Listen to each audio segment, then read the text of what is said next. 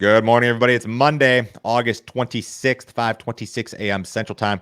Grain markets are lower this morning. December corn futures into some fresh lows, down 4.25 at 386 and 3/4. November soybeans down 8 cents at 965. December Chicago wheat down 3 at 525. December Kansas City wheat down 4 at 531. December spring wheat down 6 at 566 and a quarter. Let's start off with the crop tour and their yield estimates. So, Pro Farmer released national crop estimates on Friday following its annual crop tour. The U.S. national average corn yield was pegged at 181.1 bushels per acre compared to USDA's most recent estimate of 183.1 bushels per acre. The group pegged the national average soybean yield at 54.9 bushels per acre compared to USDA's most recent estimate of 53.2 bushels per acre. Yield estimates for both crops are record high for the group and would represent new national records if confirmed. Pro Farmer's national yield estimates are not a simple mathematical calculation using their state-by-state findings. The estimates take other factors into account. The estimates do take other factors into account. This is direct from the Pro Farmer website. Why are your estimates on Friday different than the crop tour numbers?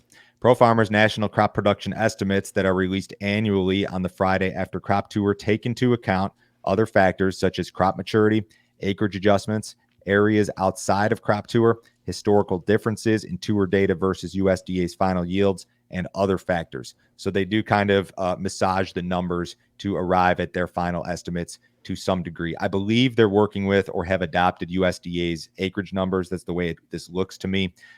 The soybean yield number is very high. It's very large. It's well above USDA. USDA is at 53.2. Pro Farmer is at 54.9. The corn yield number is a little bit below USDA. It's not as scary. I figured we would do a little exercise today and run through this soybean balance sheet and just kind of tell you what I think the market might be thinking. So if you guys are watching, this is the existing version of USDA's new crop U.S. soybean balance sheet with the 53.2 yield that USDA is using. If you're to go and punch in the Pro Farmer number, which is 54.9, you're going to take your carryout estimate. This stuff on my screen doesn't add due to rounding, but it's 560. If you go up to 54.9, your carryout estimate's going to jump to something north of 700 million bushels. Now, if USDA were to ultimately adopt that sort of yield number, they would probably look at the demand side of the ledger and say, okay, we've got to bring some of these numbers up just to kind of balance the balance sheets. That's the way that they work. The problem is that I don't know where on the demand side of this balance sheet I can find additional demand and justify it. Crush, they've already got record large. Maybe you can tack a little bit onto that.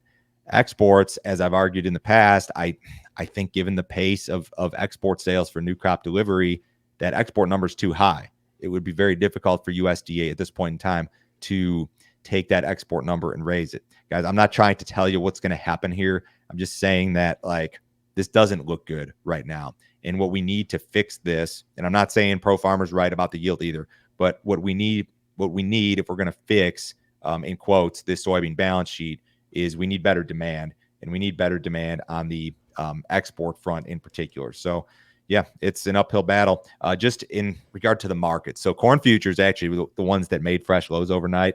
Soybean futures did not. And I'll tell you what the bigger deal is this week. The bigger deal with regard to the markets, it's not the tour. The biggest thing going on this week is first notice day. Friday is first notice day.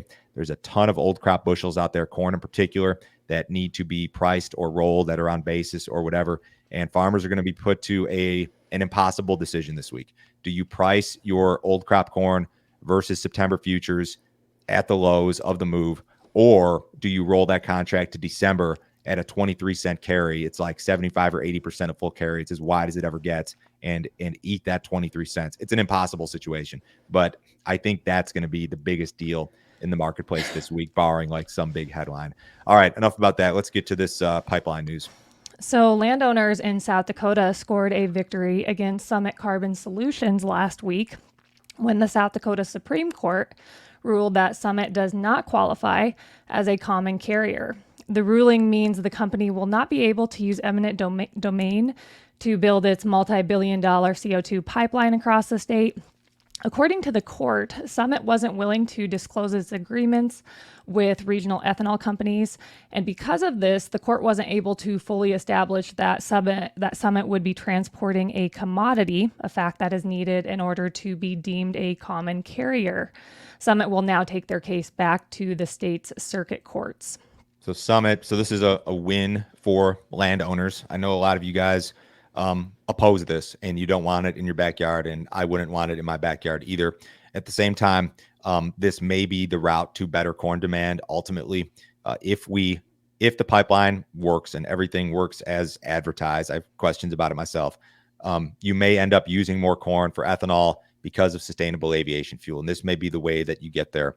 I know that a lot of you guys have been told that you're going to see these big premiums for your cash corn if you follow whatever the mystery practices are. And I have doubts about that. And I understand why you would have doubts about that also. When this moves forward here, Summit is obviously going to appeal. They're going to carefully evaluate the Supreme Court's decision that they're going to argue that they are a common carrier, and they talk positively about the pipeline, of course. So this is another setback, and I'm not saying it's good or bad, because I know there's a lot of opinions out there, but everything with regard to biofuel seems to be delayed, setback, all that stuff, and we could use the demand. I know that for sure. So if you guys have not checked out our premium content, you sure need to do so. Joe, can you tell me about some of last week's premium videos? Had some long discussions about cash grain marketing. The first one was with Matt Bennett on Wednesday. We talked about unpriced old crop bushels and objectively laid out, like, okay, you got unpriced old crop corn bushels. What are your options? And Matt, I kind of put him on the spot and said, what would you do in this situation? And kind of laid out some different scenarios. We did the same thing with Chris with regard to unpriced new crop bushels. You have some more options there, but it's still an uphill battle. There's a number of things to consider. It's not just which way the price is going. It's a lot of things, from interest costs to storage to carries, all sorts of things that need to be considered. This is what I would call hardcore grain marketing information. Is it the most entertaining stuff in the world? No, but this is the stuff that you really need to know. And this is my bread and butter, is grain marketing advisory, that sort of stuff. If you guys want to see the premium stuff, go to standardgrain.com. You can sign up this morning. I will forward you a copy of this morning's email, which includes those videos, our 6 most recent premium videos, all of my cash grain marketing recommendations, charts, graphics, a whole bunch of other stuff. Check that deal out this morning, guys. It's $50 a month. Cancel at any time. No other fee, no other obligation. Nobody will try to sell you anything else, I promise. Fund traders continue to hold a massive net short position across the grain complex. CFTC released weekly commitment of traders data on Friday. During the week ending August 20th, the funds were net sellers of 4,000 contracts of corn. The net short of 257,000 contracts is historically large. Funds were net sellers of 13,000 contracts of soybeans. The net short of 168,000 contracts of beans is also historically large. And funds were net buyers of 21,000 contracts of SRW wheat on the week.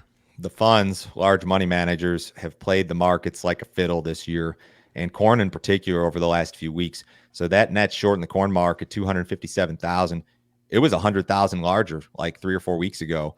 And look at the market. So corn futures are on the low, yet somehow the funds were able to cover 100,000 contracts worth of net shorts without really rallying the market. And I think that's because farmer selling has been aggressive, both old crop and new crop. There's just a lot of bushels that need to move. Soybeans, that's a big net short. When you look at the 3 contracts combined, corn, soybeans, SRW wheat, 475,000 is still very large historically, although it's removed from the record low that we saw earlier this year. We did have a flash sale of soybeans on Friday. U.S. exporters sold 4 million bushels of soybeans to unknown destinations for delivery during the 24-25 marketing year. Last week, exporters sold a total of 51 million bushels of soybeans through flash sales. Again, you're seeing frequent sales, but not the quantities that we need to see. We're still just not anywhere close to where we need to be if we're going to hit USDA projections. It's very early. This is the time of year we're going to start to see the sales accumulate. We are competitive. I'm a little bit worried about the river. I know that river levels are coming down. They're projected to be restrictive by first or second week in September, but the business is good. We need to see some bigger amounts. USDA released their monthly cattle on feed report on Friday. Cattle on feed as of August 1st were reported at 100.2% of year-ago levels, which was in line with pre-report trade estimates. The August cattle on feed inventory was the 5th highest on record for the month. Placements in July were reported at 106% of year-ago levels, higher than the pre-report trade estimate of 103.2%. Marketings last month came in at 108% of year-ago levels, steady with trade expectations. The report is considered neutral to bearish as placements came in a bit higher than anticipated. As we say every month, they miss the placements every month. The market has been down and out going into this, so I'm not going to guarantee that we have to open lower this morning, but it's a market that already had kind of a downward trajectory, and you got some bad news. Federal Reserve Chair Jerome Powell all but ensured an upcoming rate cut last week. While speaking in Jackson Hole, Powell said that the Fed is on course to lower rates. However, Powell did not specify the pace of rate reductions in the coming months. Going forward, the Fed will take more direction from the labor market instead of inflation. The U.S. employment rate has risen to a 3-year high of 4.3%. According to Powell, the labor market has cooled to a level where no further rate hikes are being considered. The Federal Reserve's next meeting will be on September 17th and 18th. The time has come for policy to adjust, said Fed Chair Jerome Powell. So yeah, we're going to adjust. He didn't have one hawkish thing to say. This is about as dovish as he's ever going to get with regard to policy. He described the cooling labor market as being unmistakable and added that central bankers wouldn't welcome any further increases to the unemployment rate, which has risen to 4.3%. The S&P 500 posted an all-time high on a weekly closing basis last week. This is from Daily Chart Book or Yardeni Research via Yardeni Research. And essentially what you've seen here is, yeah, we knew that the rate cuts were coming, but the current expectations for rate cuts are we're looking for more aggressive rate cuts than we were, say, 30 days ago. And that's why some of your risk assets are acting the way that they are. It just looks like rates may go a little bit lower, a little bit faster than we had thought previously. What did cattle prices do on Friday? So feeders were down $1.22 to 60 cents higher on Friday. For the week, feeders lost an average of $2.17. Live cattle were 55 cents lower to 2 cents higher on Friday. For the week, live cattle lost an average of $1.69. Cash cattle trade was lower last week.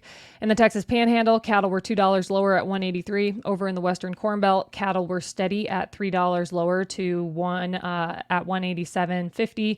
Box beef was mixed on Friday. Choice ended the day at $317.34. That was up $1.35, and select ended the day at $300.46. That was down $1.57. Outside markets to start the week, U.S. dollar's about flat, but has been under quite a bit of pressure. The S&P's up 8 points. The Dow's up 20. Bonds are up a little bit. Crude oil is up $1.45. And the November WTI at 75.38. Have a great week, guys. We'll talk to you on Tuesday.